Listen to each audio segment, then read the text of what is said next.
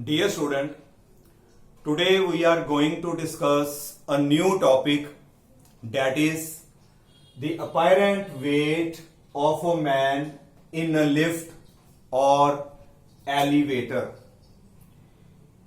ਜਦੋਂ ਅਸੀਂ ਲਿਫਟ ਦੇ ਵਿੱਚ ਅਸੀਂ ਬੈਠਦੇ ਹਾਂ, ਜਦੋਂ ਲਿਫਟ ਇੱਕਦਮ ਜਦੋਂ ਉੱਪਰ ਜਾਂਦੀ ਹੈ ਵਿਦ ਐਕਸਲਰੇਸ਼ਨ ਜਾਂ ਇੱਕਦਮ ਜਦੋਂ ਲਿਫਟ ਤੁਸੀਂ ਦੇਖਿਆ ਹੋਏਗਾ ਨੀਚੇ ਜਾਂਦੀ ਹੈ ਤੇ ਸਾਡੀ ਬਾਡੀ ਦੇ ਵਿੱਚ ਕੁਝ ਹੁੰਦਾ ਹੈ, ਤੁਸੀਂ ਮਹਿਸੂਸ ਕੀਤਾ ਹੋਏਗਾ।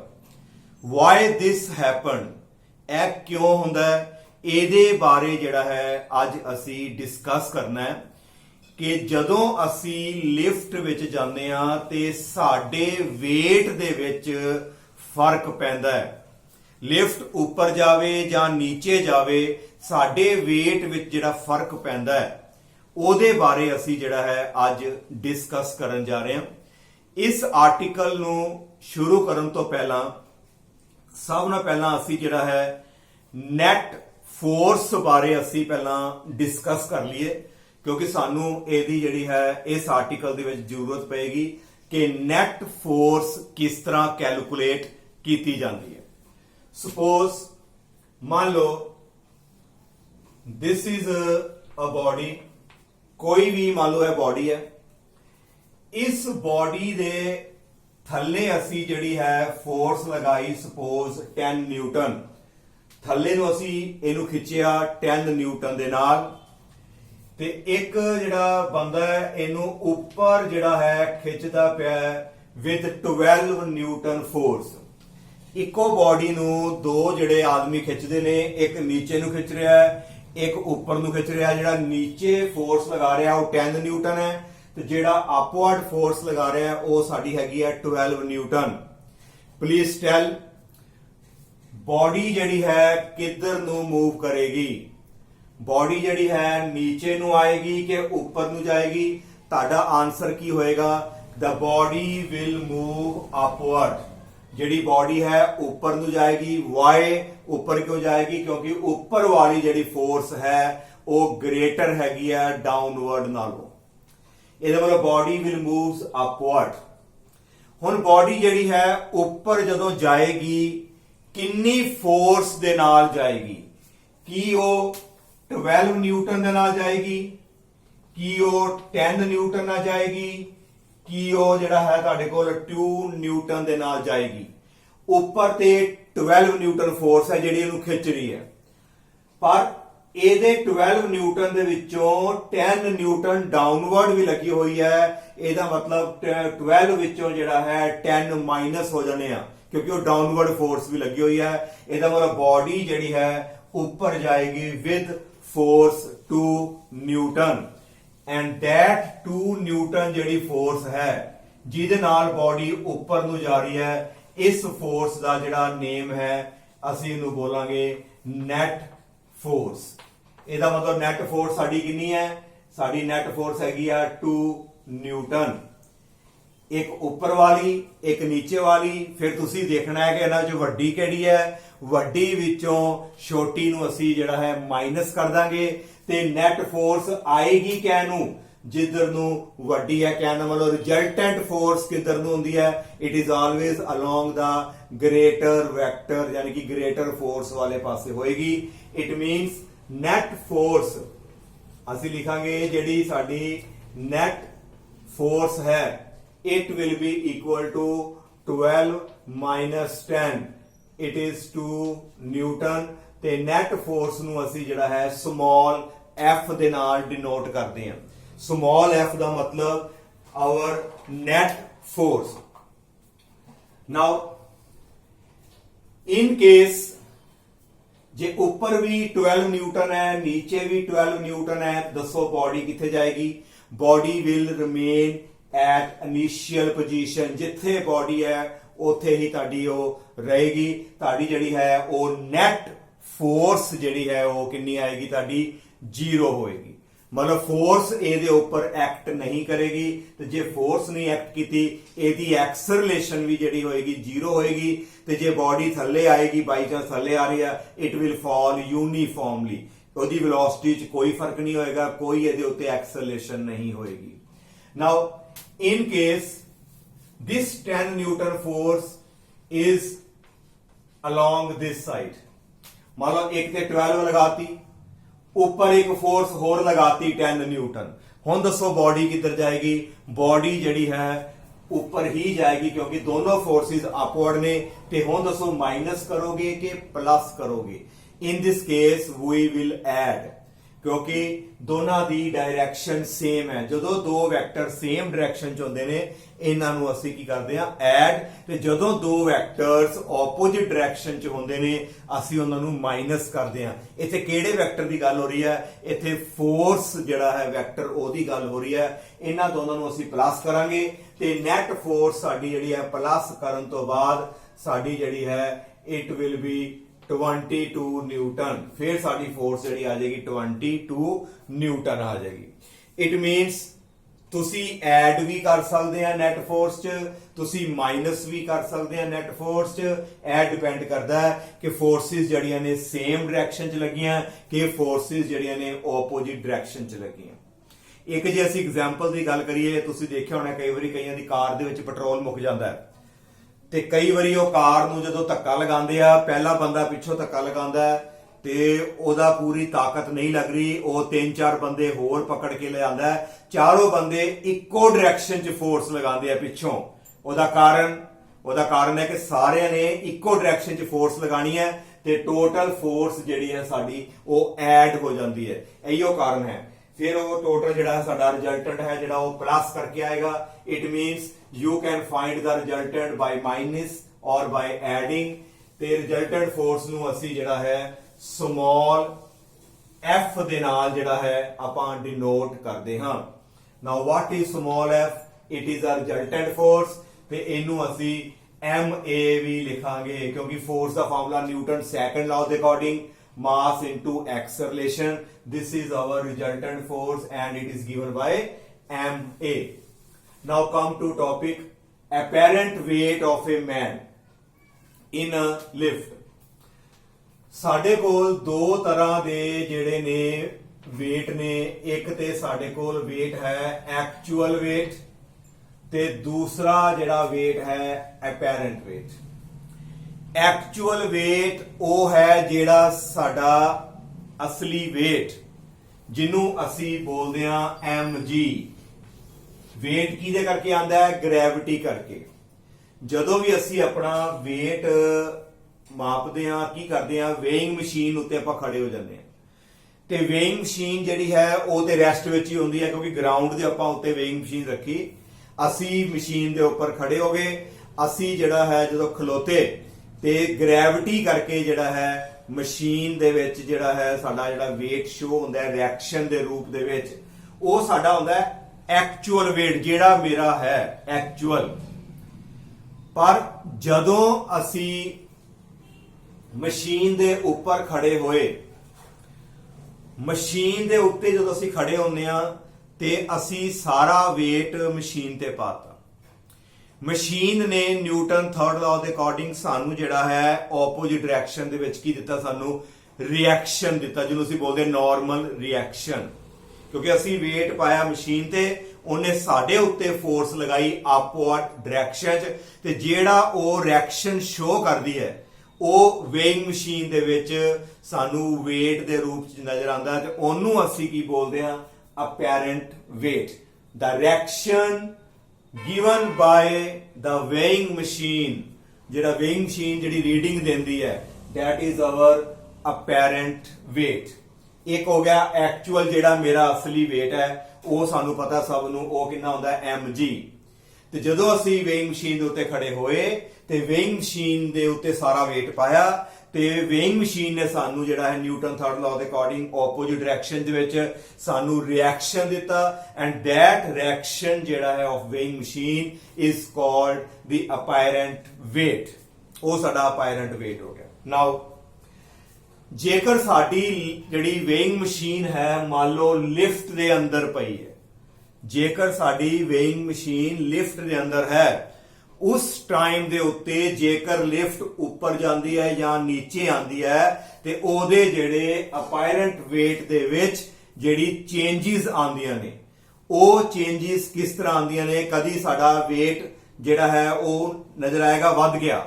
ਜਿੰਨਾ ਸਾਡਾ ਐਕਚੁਅਲ ਹੈ ਇਹਦੇ ਨਾਲੋਂ ਵੱਧ ਨਜ਼ਰ ਆਏਗਾ। ਕਈ ਵਾਰੀ ਹੋਏਗਾ ਕਿ ਸਾਡਾ ਜਿਹੜਾ weight ਹੈ ਐਕਚੁਅਲ ਨਾਲੋਂ ਘਟ ਗਿਆ, ਤੇ ਕਈ ਕੇਸ ਵਿੱਚ ਕੀ ਹੋਏਗਾ ਕਿ ਸਾਨੂੰ ਲੱਗੇਗਾ ਕਿ ਇੱਕਸਾਰ ਸਾਡਾ weight ਜਿੰਨਾ ਐਕਚੁਅਲ ਹੈ ਉਹ ਅਪੈਰੈਂਟ ਦੇ ਇਕੁਅਲ ਆਏਗਾ। ਇਹ ਡਿਫਰੈਂਟ ਕੇਸਿਸ ਨੇ ਜਿਹੜੇ ਆਪਾਂ ਹੁਣ ਡਿਸਕਸ ਕਰਨ ਜਾ ਰਹੇ ਹਾਂ ਕਿ what is the apparent weight of a man in a lift. Now first case, पहला केस ਜਿਹੜਾ ਹੈ lift is at rest. मान लो कि लिफ्ट ਤੁਹਾਡੀ ਜਿਹੜੀ ਹੈ ਉਹ ਰੈਸਟ ਵਿੱਚ ਪਈ, ਹਾਲੇ ਲਿਫਟ ਉੱਪਰ ਥੱਲੇ ਨਹੀਂ ਗਈ, ਉਹ ਰੈਸਟ ਵਿੱਚ ਹੀ ਹੈ। Now this is a lift and this is a weighing machine. ਇਹਨੂੰ ਮੈਂ ਥੋੜੀ ਜੀ ਡਾਟਡ ਲਾਈਨ ਸ਼ੋ ਕਰਤਾ, ਤੇ ਇਹ ਇਹਦੇ ਉੱਪਰ ਜਿਹੜਾ ਹੈ ਮੈਨ ਜਿਹੜਾ ਹੈ ਖੜਾ ਹੋ ਗਿਆ ਵੇਇੰਗ ਮਸ਼ੀਨ ਦੇ ਉੱਪਰ।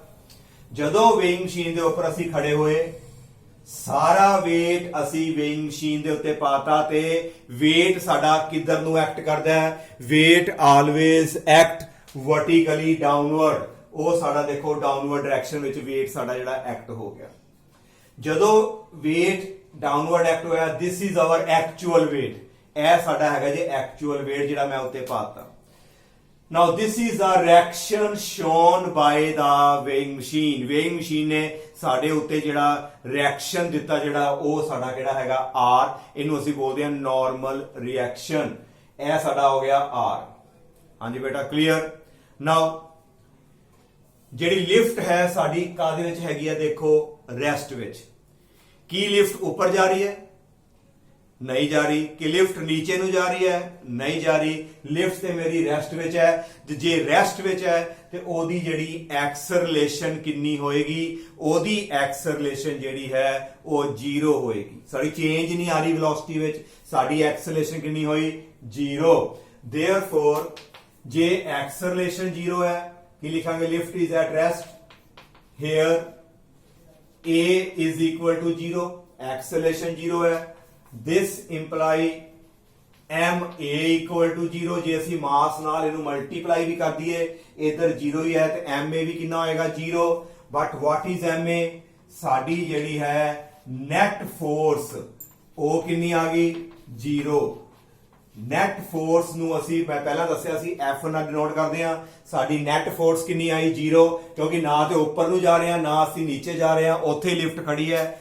ਇਹਦਾ ਮਤਲਬ ਨੈਟ ਫੋਰਸ ਸਾਡੀ ਕਿੰਨੀ ਹੈ? 0। ਪਲੀਜ਼ ਟੈਲ ਇਹਨਾਂ ਦੋਨਾਂ ਵਿੱਚੋਂ ਕਿਹੜੀ ਚੀਜ਼ ਵੱਡੀ ਹੋਏਗੀ? Which one is greater out of these two, R ਔਰ mg? ਸੋਚੋ R ਤੇ mg ਚੋਂ ਕੌਣ ਵੱਡਾ ਹੋਏਗਾ? ਪਹਿਲਾਂ ਤਾਂ ਦੇਖਣਾ ਹੈ ਤੁਸੀਂ ਨੈਟ ਫੋਰਸ ਦੇਖੋ। ਨੈਟ ਫੋਰਸ 0 ਹੈ। ਜੇ ਤੇ R ਵੱਡਾ ਹੁੰਦਾ ਤੇ ਇਹ ਚੀਜ਼ ਉੱਪਰ ਨੂੰ ਜਾਏਗੀ। ਜੇ mg ਜ਼ਿਆਦਾ ਹੋਵੇ weight ਤੇ ਉਹ ਨੀਚੇ ਨੂੰ ਜਾਣੀ ਸੀ, ਪਰ ਉਹ ਤੇ ਸਾਡੀ ਨੈਟ ਫੋਰਸ ਤੇ 0 ਹੈ। It means both are equal. R ਤੇ mg ਦੋਨੋਂ ਹੀ ਇਕੁਅਲ ਹੋਣਗੇ ਕਿਉਂਕਿ ਸਾਡੀ ਨੈਟ ਫੋਰਸ 0 ਹੈ। ਤੇ ਨੈਟ ਫੋਰਸ ਕਿਵੇਂ ਨਿਕਾਲੀ ਦੀ ਹੈ?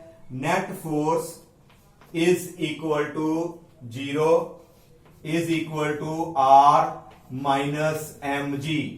ਤੁਸੀਂ R ਵਿੱਚੋਂ mg ਨੂੰ ਮਾਈਨਸ ਕਰਤਾ, ਭਾਵੇਂ ਤੁਸੀਂ mg ਮਾਈਨਸ R ਕਰ ਲਓ, ਜਿਹੜੇ ਚੋਂ ਜਿਹੜਾ ਮਰਜੀ ਮਾਈਨਸ ਕਰ ਲਓ, ਕਿਉਂਕਿ ਦੋਨੋਂ ਹੀ ਜਿਹੜੇ ਨੇ ਇਕੁਅਲ ਨੇ। ਇਹਦਾ ਮਤਲਬ R minus mg ਸਾਡਾ ਕਿਹਦੇ ਇਕੁਅਲ ਹੈ? 0। this imply R equal to mg। mg ਨੂੰ ਉਧਰ ਲੈ ਕੇ ਸਾਡੇ ਕੋਲ R ਦੀ ਵੈਲਿਊ ਜਿਹੜੀ ਹੈ ਉਹ mg ਦੇ equal I. What is R? ਜਿਹੜਾ R ਹੈ ਇਹ ਸਾਡਾ ਹੈਗਾ ਅਪਾਇਰੈਂਟ weight। this is our apparent weight। mg ਕਿਹੜਾ ਹੈ? ਇਹ ਸਾਡਾ ਹੈਗਾ ਐਕਚੁਅਲ weight। ਪਰ ਸਾਡਾ ਰਿਜ਼ਲਟ ਕੀ ਆਇਆ? ਦੇਖੋ ਇਹ ਦੋਨੋਂ ਆਪਸ ਵਿੱਚ ਇਕੁਅਲ ਆਏ।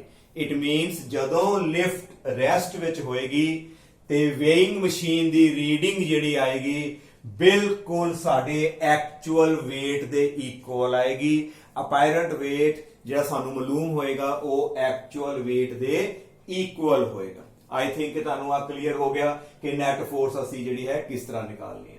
ਨਾਓ case number 2, lift is moving, lift is moving upward or downward uniformly. मान लो भी लिफ्ट जिहड़ी है ऊपर जा रही है ते नीचे जा रही है, पर मोशन जिहड़ी है साडी वो बिल्कुल साडे कोल हैगी है यूनिफॉर्म।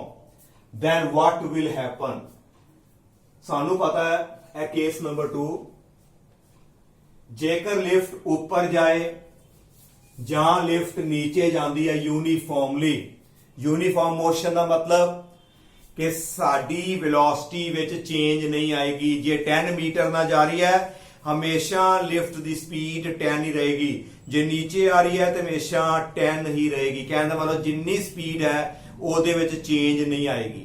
ਤੇ जेकर लिफ्ट यूनिफॉर्मली मूव कर रही है, ध्यान रखना है यूनिफॉर्मली, भावे ऊपर जावे भावे नीचे आवे, ਤੇ सोचो साडी एक्सेलरेशन कितनी होएगी, it will be again 0। Why? Because in uniform motion there is no any acceleration, उदों साडी कोई acceleration जिहड़ी है वो नहीं होंदी। here a equal to 0, ਇਹਦਾ मतलब सेम केस हो गया पहले वर्गा, रेस्ट वाला केस acceleration फिर 0 होगी, ਇਹਦਾ मतलब ma 0 हो गया, ਇਹਦਾ मतलब नेट फोर्स फिर कितनी होगी 0, ਤੇ नेट फोर्स किवें निकालदे आ r minus mg, ਤੇ this imply r ਦੀ ਵੈਲਿਊ ਸਾਡੇ ਕੋਲ ਕਿੰਨੀ ਆਏਗੀ, again it will come out to be equal to mg। ਇਹਦਾ ਮਤਲਬ ਫਿਰ ਸਾਡਾ ਜਿਹੜਾ weight ਹੈ ਉਹਦੇ ਚ ਕੋਈ ਫਰਕ ਨਹੀਂ ਪਿਆ, apparent weight ਤੇ actual weight they are equal. ਹਾਂਜੀ ਦੋ ਕੇਸ ਨੇ, ਦੋਨਾਂ ਕੇਸਾਂ ਚ ਸਾਡੇ weight ਚ ਫਰਕ ਨਹੀਂ ਪੈਂਦਾ। ਕਿਹੜਾ ਕਿਹੜਾ ਕੇਸ? ਜਾਂ ਤੇ ਲਿਫਟ ਰੈਸਟ ਵਿੱਚ ਹੋਵੇ ਤਾਂ ਵੀ ਐਕਸਲਰੇਸ਼ਨ 0, ਤੇ ਜੇ ਲਿਫਟ ਉੱਪਰ ਜਾ ਰਹੀ ਹੈ ਯੂਨੀਫਾਰਮਲੀ ਜਾਂ ਲਿਫਟ ਨੀਚੇ ਨੂੰ ਆ ਰਹੀ ਹੈ ਯੂਨੀਫਾਰਮਲੀ, then again acceleration 0 ਹੋਏਗੀ, ਤੇ ਸਾਡਾ ਜਿਹੜਾ ਹੈ apparent weight ਉਹ actual weight ਦੇ ਉਹ ਬਿਲਕੁਲ ਇਕੁਅਲ ਹੋਏਗਾ। now third case ਜਿਹੜਾ ਹੈ ਹੁਣ, lift is moving upward, lift is moving upward with some acceleration।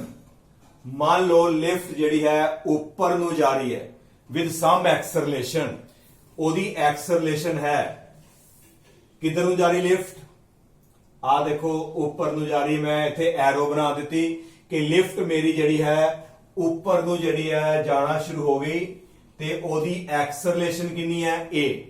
ਹੁਣ ਐਕਸਲਰੇਸ਼ਨ ਸਾਡੇ ਕੋਲ ਹੈਗੀ ਹੈ, ਤੇ ਜੇ ਹੁਣ ਐਕਸਲਰੇਸ਼ਨ a ਹੈ, then here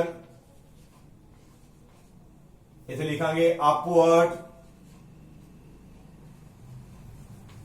acceleration equal to a।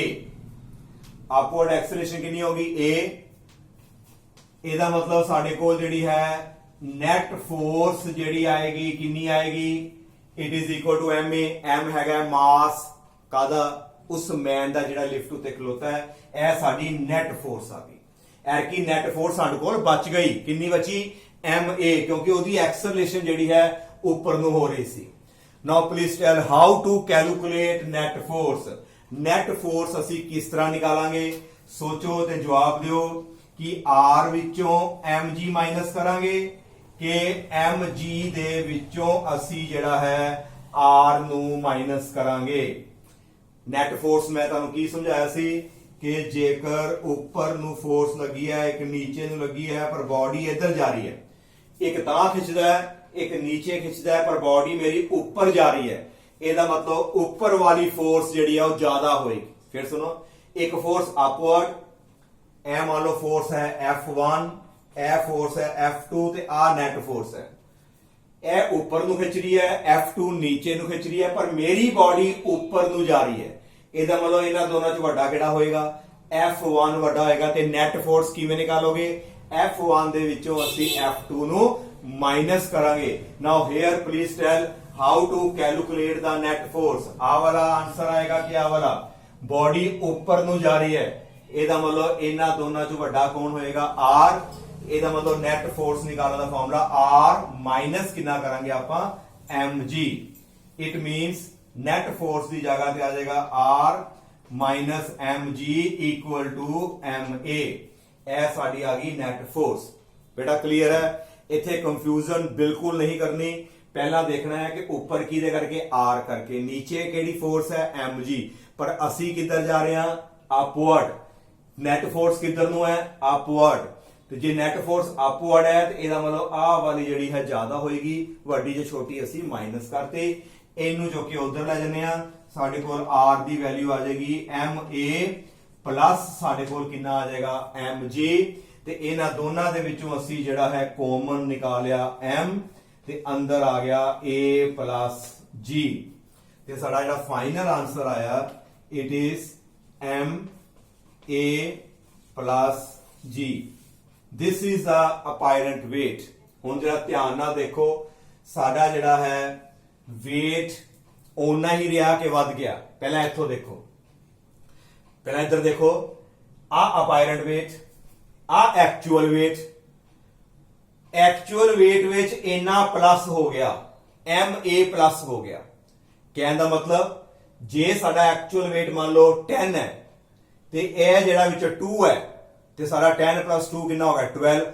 ਅਪਾਇਰੈਂਟ weight ਸਾਡਾ 12 ਆਇਆ। ਇਹਦਾ ਮਤਲਬ ਸਾਡਾ ਜਿਹੜਾ ਹੈ weight ਇੰਕਰੀਜ਼ ਹੋਣਾ ਸ਼ੁਰੂ ਹੋ ਗਿਆ ਜਦੋਂ ਲਿਫਟ ਉੱਪਰ ਜਾਂਦੀ ਹੈ ਅਪਵਰਡ ਵਿਦ ਐਕਸਲਰੇਸ਼ਨ।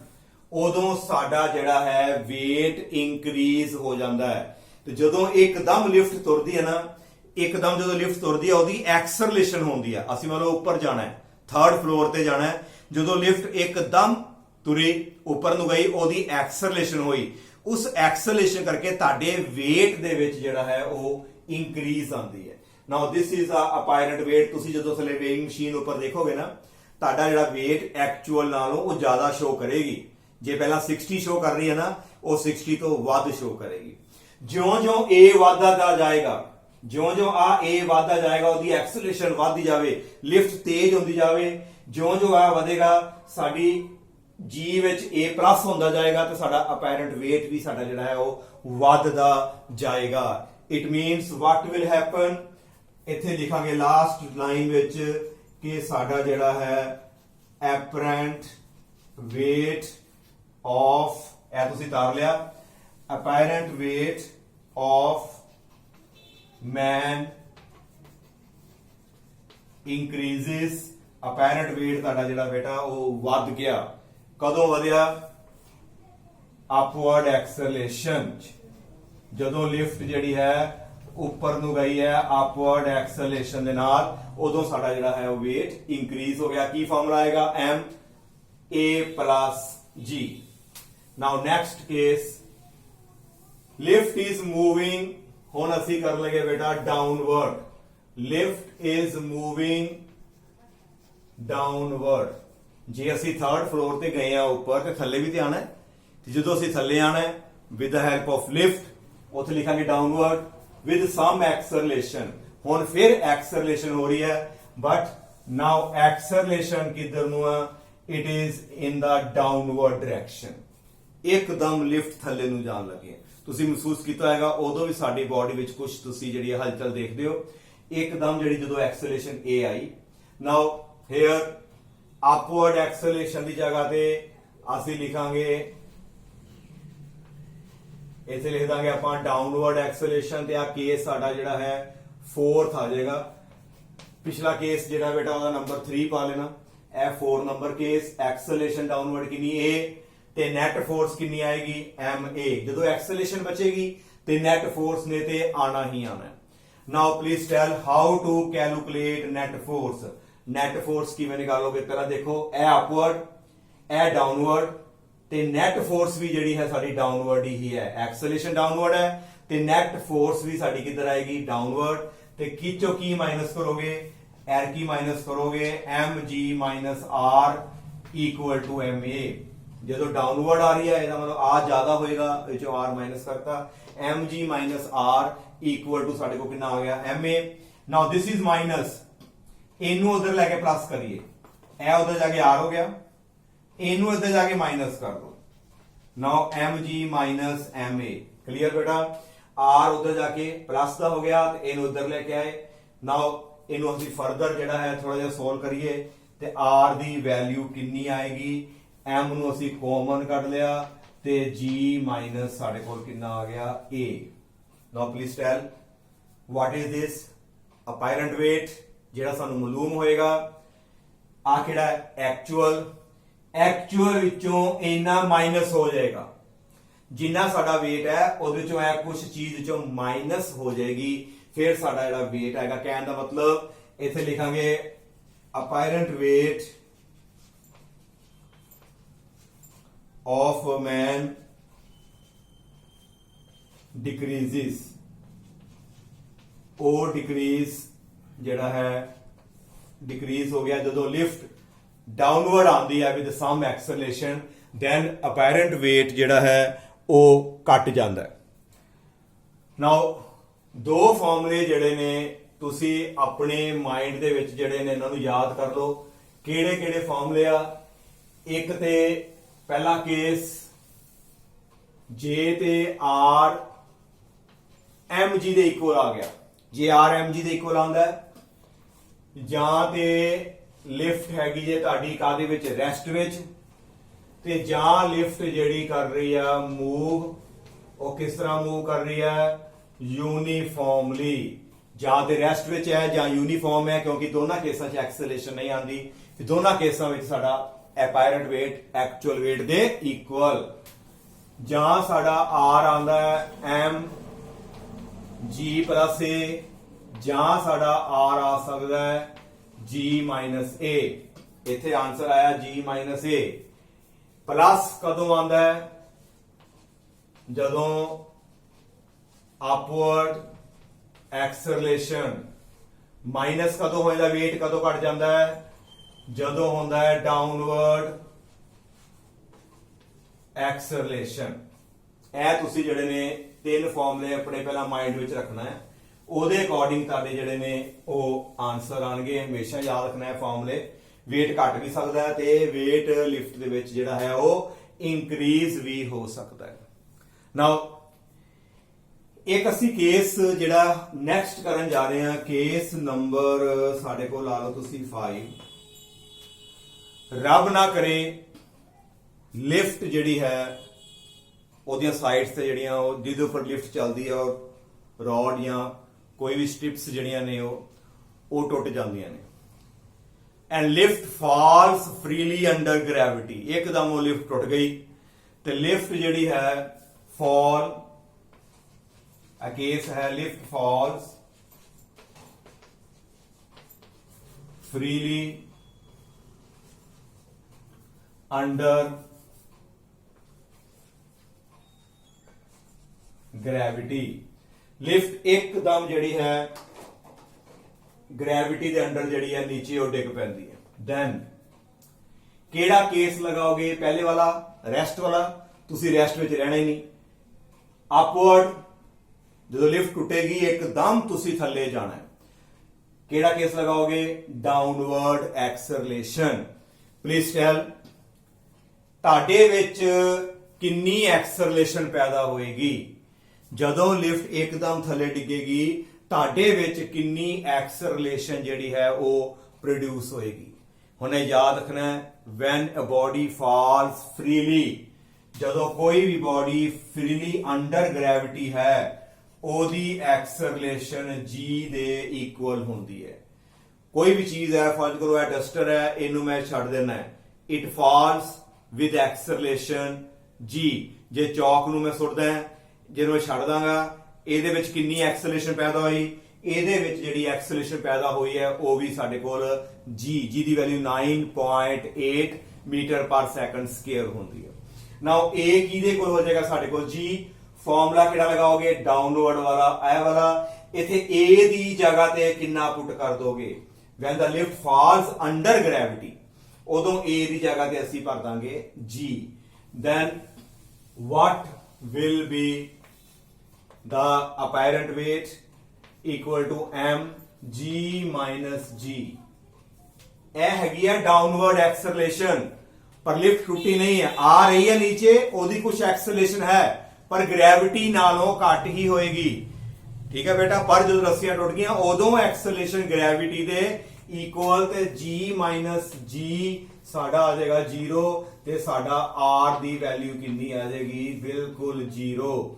ਇਹਦਾ ਮਤਲਬ ਸਾਡਾ ਜਿਹੜਾ ਹੈ weight ਉਹ ਬਿਲਕੁਲ 0 ਹੋ ਜਾਏਗਾ। ਤੇ ਤੁਸੀਂ ਦੇਖ ਲੈਣਾ ਲਿਫਟ ਇੱਕਦਮ ਜਦੋਂ ਟੁੱਟੀ, ਥੱਲੇ ਤੁਸੀਂ ਵੇਇੰਗ ਮਸ਼ੀਨ ਦੇ ਉੱਤੇ ਖੜੇ ਸੀ ਤੇ ਤੁਸੀਂ ਦੇਖੋਗੇ ਕਿ ਵੇਇੰਗ ਮਸ਼ੀਨ ਬਿਲਕੁਲ ਵੀ ਰੀਡਿੰਗ ਨਹੀਂ ਦੇਗੀ ਕਿਉਂਕਿ ਰਿਐਕਸ਼ਨ ਹੀ ਨਹੀਂ ਮਿਲਿਆ। ਇਹਦਾ ਮਤਲਬ ਸਾਡਾ weight ਜਿਹੜਾ ਹੈ ਉਹ 0 ਹੋ ਜਾਏਗਾ। ਇਹਨੂੰ ਅਸੀਂ ਬੋਲਦੇ ਹਾਂ weightlessness।